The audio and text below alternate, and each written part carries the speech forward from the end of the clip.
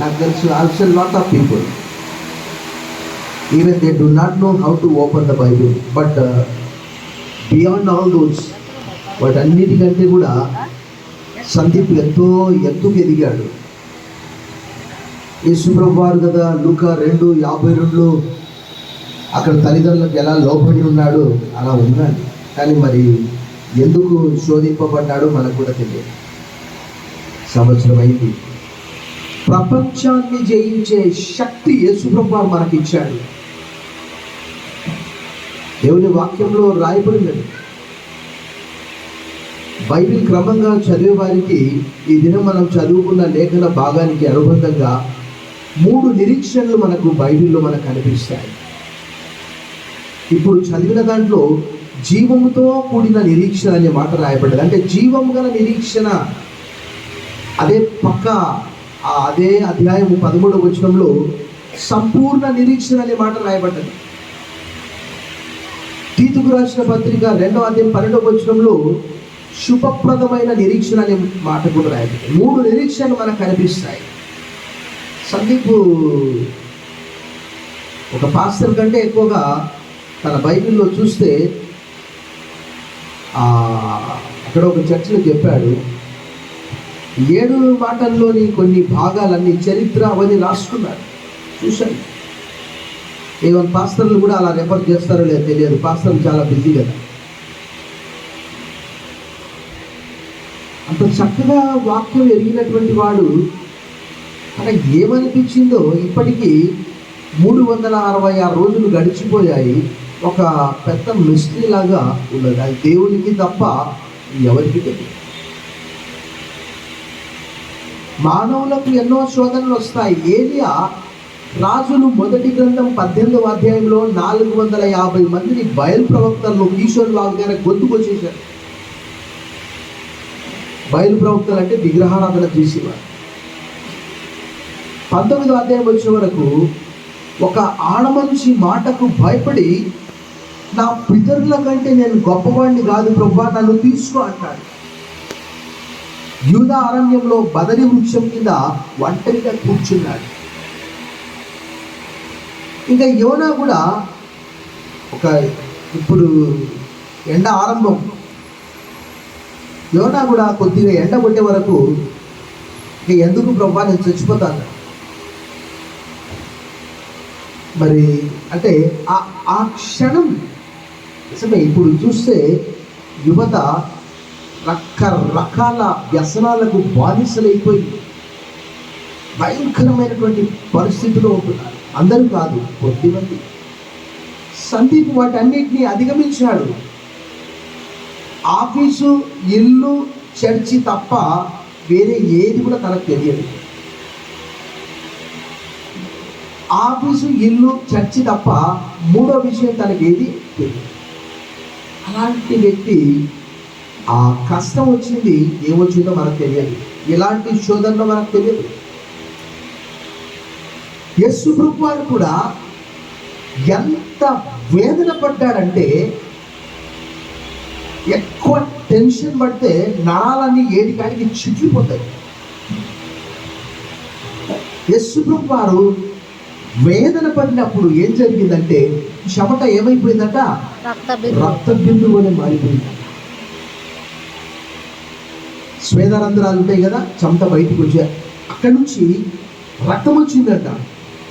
నిజమే, కొంతమందికి తగ్గితే రక్తం వస్తుంది, కొంతమంది తుమ్మితే రక్తం వస్తుంది.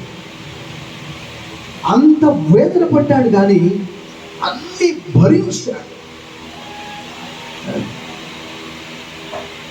యేసుప్రభువు వారు మృతులలో నుండి తిరిగి లేపబడడం వలన, లేక లేచిన వలన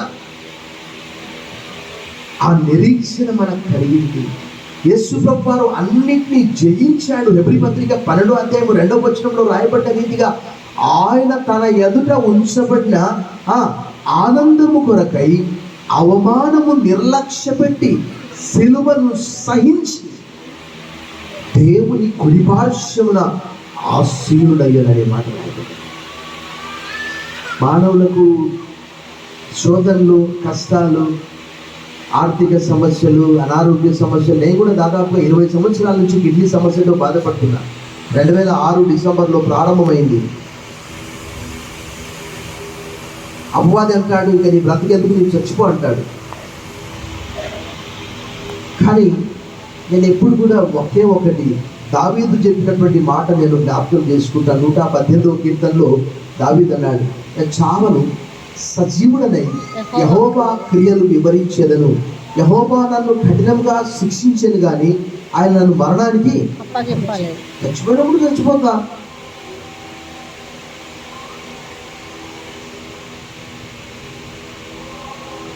ఆయన మృతులలో నుండి లేచుట వలన, అంటే మరణాన్ని జయించాడు. ప్రపంచంలో ఇది చాలా మందికి అర్థం కానటువంటిది, అంతుపట్టనటువంటిది, అగోచరమైనటువంటిది.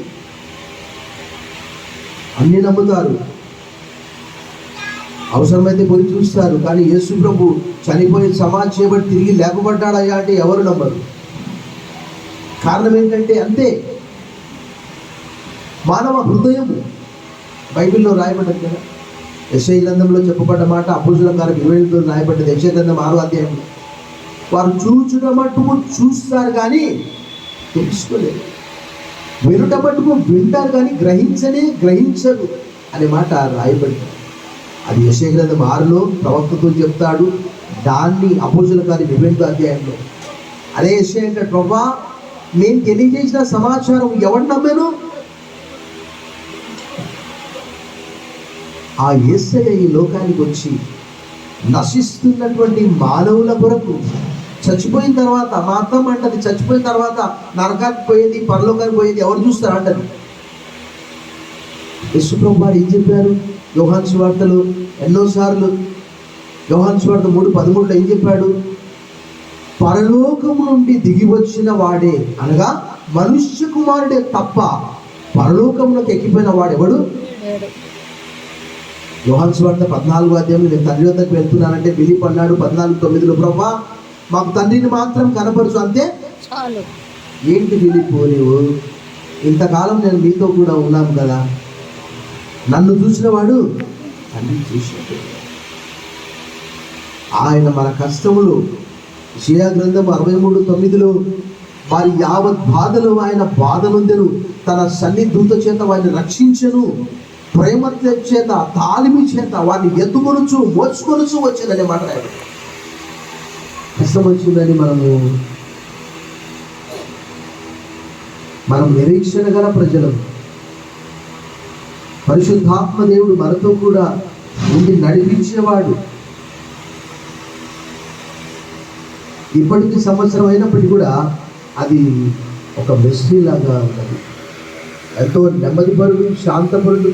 ఒకవేళ ఆ క్షణమందు కొంత ఓపికతో ఉంటే, మా నాన్న చెప్పేవాడు కొన్ని మాటలు, లోక సంబంధమైన మాటలు బైబిల్కు కనెక్ట్ అయి ఉన్నాయి. 37వ కీర్తనలో, 34వ కీర్తనలో, మత్తయి సువార్త 5వ అధ్యాయంలో యేసు ప్రభువు వారు చెప్పిన రీతిగా సాత్వికులు ధన్యులు వారు భూలోకమును స్వతంత్రించుకోవాలి. మా నాన్న చెప్పేవాడు, నేను యేసు ప్రభు నమ్మకం ముందు ఏం చెప్పేవాడు అంటే, బిడ్డ ఓపికతో ఉండాలి, ఓరుగలు నీదైతుంది అనేవాడు. ఓరుగల్ అంటే ప్రస్తుత వరంగల్, అంటే ఓర్పు ఎంతో అవసరం, దీర్ఘశాంతం ఎంతో అవసరం. వివాహమైన వెంటనే పిల్లలు పుట్టాలంటే గర్భము తెరిచి మూసేది ఆయన్నే, గర్భఫలం యెహోవా ఇచ్చు బహుమానం, పుట్టించువాడని నేను గర్భమును మూసేదనా అని దేవుడని యెహోవా అడుగుతున్నాడు. 9 మాసాలు కావాలి, శిశువు లోపల ఉండాలి, 9 మాసాల తర్వాత బయటికి రావాలి. మనం అనుకున్నట్టు కాదు కదా, దేవుడు ఒక టైం పెట్టాడు. అలాగే మానవునికి కష్టం వచ్చినప్పుడు, ఆ పాటల పుస్తకంలో కూడా ఒక పాట ఉన్నది, కోటాను కోటి కష్టములు నాకు మాటి మాటికి వచ్చాను అనే మాట. వస్తాయి ఆ శోధనలన్నింటినీ కూడా, ఆ బాధలన్నింటినీ కూడా మనం దిగమింగాలి. ఎందుకు అనంటే, మన కొరకు పరలోకంలో ఆ స్వాస్థ్యము భద్రపరచబడి ఉన్నది. అది ఎలాంటిదంట? వాడబారనిదంట. అక్కడ స్పష్టంగా రాయబడింది, అక్షయమైనదంట. మనం బిల్డింగ్, దీని కాలం ఒక 30, 40, 50, 60 ఏళ్ళు. దాని తర్వాత ఎక్కడన్నా పగుళ్ళు కనిపించినాయి అనుకో, గవర్నమెంట్ వాళ్ళని వచ్చి కూలగొడతారు. మనిషి జీవితం సరే 100 సంవత్సరాలు అనుకుందాం, నువ్వు మనుషులను మట్టికి మార్చుస్తున్నావు అన్నట్టు, మన్నైనది మరలా మన్ను అన్నట్టు ఒకానొక దిన మనం మట్టికి పోతాం. కానీ పరలోకములో మీ కొరకు భద్రపరచబడి ఉన్నటువంటి ఆ స్వాస్థ్యము ఎలాంటిది? ఎవ్వరూ వాడుకోనటువంటిది. మనం ఒక అపార్ట్మెంట్లోకి వస్తే ఆల్రెడీ ఎవరో ఉంటారు, అందులో కొత్త ఇల్లు కట్టుకుంటే తప్ప అట్లా కూడా పోతాం. కానీ పరలోకం అనేది ఎలాంటిది అని అంటే, ఇక్కడి భాషలో ఏమంటారు, ఎత్తి పెట్టడం అంటారు కదా, దేవుడు మన కొరకు భద్రపరచబడినటువంటి ఆ స్వాస్థ్యం ఎలాంటిదట? అక్షయమైనదట. బైబిల్లో రాయబడ్డది. అంటే పాడైపోయేది కాదు. పాలు పండ్లు కూరగాయలు ఒకరోజు 2 రోజులు అంతే, 3వ రోజుకు, కానీ ఎప్పటికీ అక్షయమైనటువంటిది. ఆంగ్లంలో చాలా చక్కగా రాయబడ్డది. ఇంపెరిషబుల్ అనే మాట రాయబడ్డది, అన్డిఫైన్డ్ అనే మాట రాయబడ్డది. చూశారు ఇప్పుడే ఆంగ్లం అయితే. దాని కొరకు మనందరికీ తెలుసు కొన్ని విషయాలు. ఆటగాడు ఎంతో కష్టపడి గెలిస్తే తప్ప ఆ ట్రోఫీ, ఆ పథకము, ఆ బంగారు పథకము, ఆ వెండి పథకము, ఆ బ్రాంజ్ అందుకోలేదు. అప్పుడు కలిగే ఆనందం ఎంత అంత కాదు. అన్ని కష్టాల గుండా వెళ్ళాలి, సమస్యలను ఎదుర్కోవాలి. అవన్నీ ఎలా అంటే దేవుని సహాయంతో మనం ఎదుర్కోగలం. అక్కడ రాయబడిన పేతురు రాసిన మొదటి పత్రిక 1వ అధ్యాయం 3 నుంచి 5 వచనాల్లో స్పష్టంగా రాయబడినది. అక్కడ తర్వాత రక్షించబడిన తర్వాత మనకు ఒక సంపూర్ణమైనటువంటి నిరీక్షణ ఏంటి అని అంటే, ప్రభు వస్తాడు, నన్ను తీసుకొని వెళ్తాడు. ఒకవేళ పౌలు యొక్క నినాదం ఏంటంటే, ఆయన బ్రతికున్న దినాల్లోనే ప్రభు వస్తాడని చెప్పి కొరింథీయులకు రాసిన మొదటి పత్రిక 7వ అధ్యాయంలో అంటాడు, భార్యలు కలిగి ఉన్నటువంటి వారు భార్యలు లేనట్లు, ఈ లోకాన్ని ఎక్కువగా అనుభవించేవారు లోకం అనుభవించినట్టు ఉండాలట. వాళ్ళు ప్రభు వస్తే, భోజనం చేసే టైంలో ప్రభు వస్తే, ప్రభు నేను ఫస్ట్ భోజనం చేసి వస్తానంటే కుదరదు కదా. సో పౌలు యొక్క నినాదం అది. మనందరి నిరీక్షణ ఈ లోకానికి అతీతమైనటువంటిది. ఈ లోకం బాగా పాడైపోయింది, మానవ హృదయాలు పాడైపోయాయి, పొల్యూషన్ ఎక్కువైపోయింది.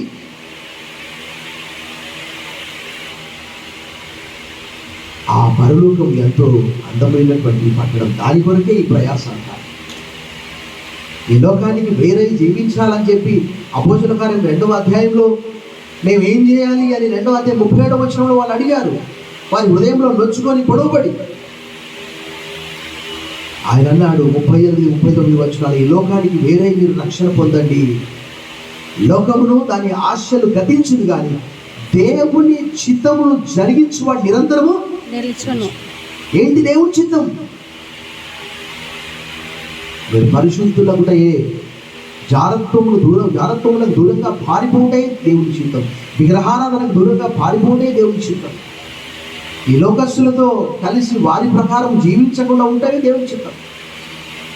లోకంలో ఉన్నప్పటికీ ఈ లోక మర్యాదను అనుసరింపక, do not conform to this world but be transform అనే మాట రాయబడ్డ దానిలో రోమీయులకు రాసిన పత్రిక 12వ అధ్యాయం 1వ వచనంలో, మీరు ఈ లోక మర్యాదను అనుసరింపక ఉత్తమమును అనుకూలమును దేవుని చిత్తమును తెలుసుకునేవారని భక్తులు పౌలు తెలియజేస్తారు. 3 నిరీక్షణలు మనకు ఉంటున్నాయి. తీతుకు రాసిన పత్రిక 2:12లో శుభప్రదమైనటువంటి నిరీక్షణ గురించి చెప్తాడు పౌలు గారు. పేతురు గారు చెప్తాడు, యేసు ఎలా కలుగుతుంది మనకు ఆ నిరీక్షణ అంటే, ప్రభు చెప్పిన మాటలను బట్టి, ఎవరో చెప్పిన మాటలను బట్టి కాదు.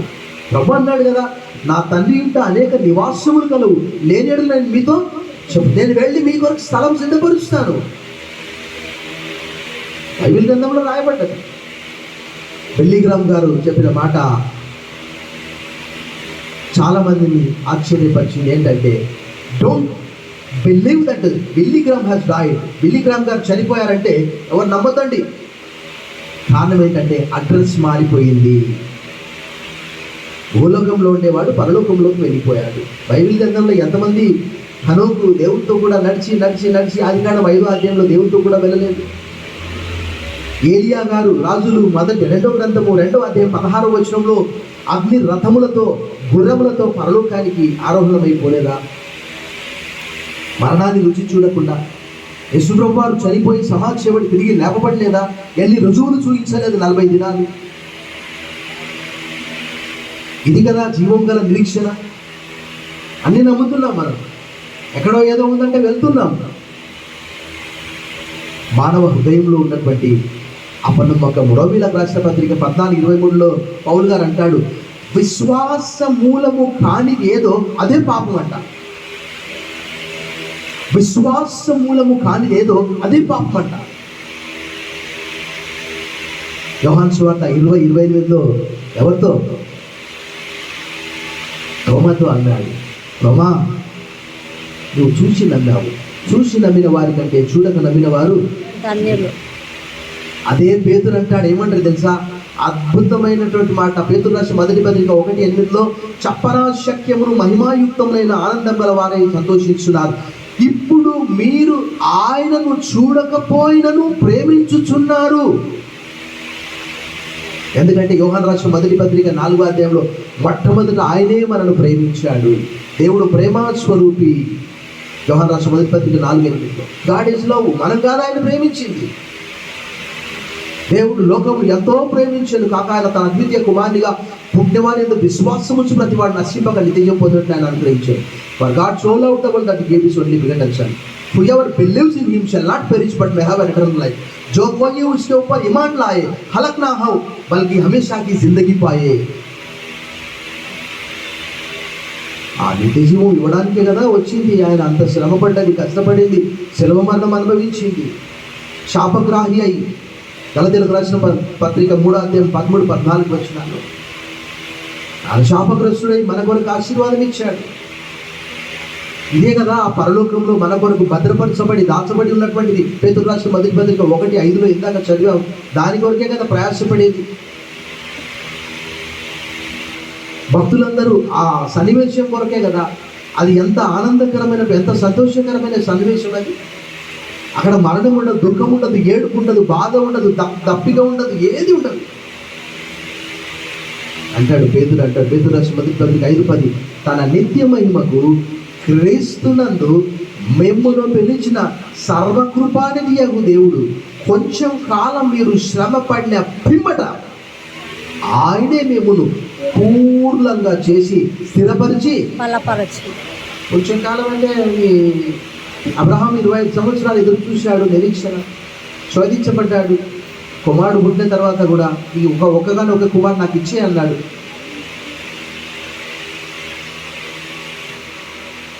ప్రభునందు దగ్గరి ప్రియులారా, మనం కలిగినటువంటి ఈ 3 నిరీక్షలు మనం ఎలాంటి సందేహం లేకుండా సంపూర్ణమైనటువంటి నిరీక్షణ, ప్రభు వస్తాడు లేక ప్రభుతో కూడా ఉంటాను. దశలోకి రాసిన మొదటి పత్రిక 4వ అధ్యాయం 13-18 వచనాల్లో సహోదరులారా అంటే సహోదరులారా అని కూడా అర్థం. నిద్రించిన వారి విషయమై ఏంటి అని మీరు కలవరపడుతూ ఉన్నారు. యేసుక్రీస్తు చనిపోయి సమాధి చేయబడి తిరిగి లేపబడ్డాడని మీరు విశ్వసించే కదా ఆయన తిరిగి వస్తాడు. మనము నమ్మడము కూడా నిరీక్షణతోనే నమ్మామని రోమీయులకు రాసిన పత్రిక 8వ అధ్యాయంలో అపోస్తలుడైన పౌలు చాలా స్పష్టంగా నిరీక్షణ గలవారమై విశ్వసిస్తూ ఉన్నాము అనే మాట చాలా చక్కగా చెప్తాడు అక్కడ. అంటే నమ్మినప్పుడే మనకు ఒక నిరీక్షణ కలిగింది. ఏంటి? ఈ లోకానికి అతీతమైనటువంటి పరలోకం కొరకే మన ప్రయాస.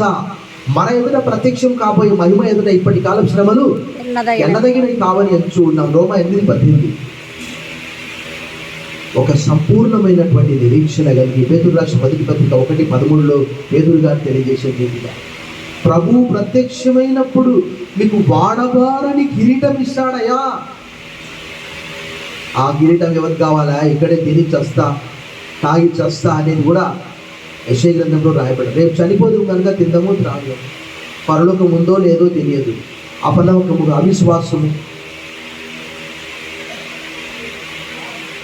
యేసు ప్రభువుని నోటితో ఒప్పుకొని దేవుడు మృతులలో నుండి ఆయన లేపినని హృదయమందు విశ్వసించినట్టు నీవు రక్షింపబడదు. ఎలాగనగా నీతి కలుగునట్లు హృదయంతో విశ్వసిస్తావు, రక్షణ కలుగునట్లు నోటితో ఒప్పుకుంటావు. రోమపత్రిక 10:9 మరియు 10 వచనం. ఒక సమయం వస్తుంది, అవి మనందరికీ అర్థం కావు. ఉన్నపాటున పౌలు గారు తెలియజేసేట్టుగా మనమందరం మార్చబడతాము.